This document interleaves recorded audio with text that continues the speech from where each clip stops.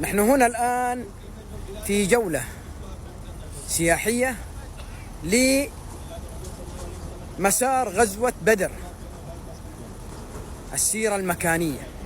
ونحن هنا على وادي يا ليل، وهنا العدوة القصوى وجبال العقنقل حيث نزل المشركين.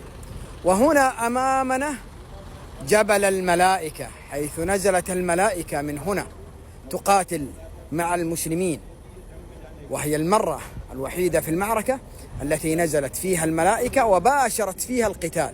نزلت في معارك أخرى ولكن باشرت القتال في معركة بدر.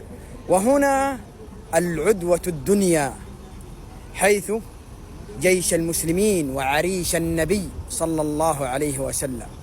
وهناك عند كثيب الحنان المنزل الأول للنبي صلى الله عليه وسلم، نزل النبي صلى الله عليه وسلم في هذا عند كثيب الحنان، وأشار عليه الحباب بن المنذر بأن ينزل في هذا المكان، وهو المنزل الثاني عند العدوة الدنيا.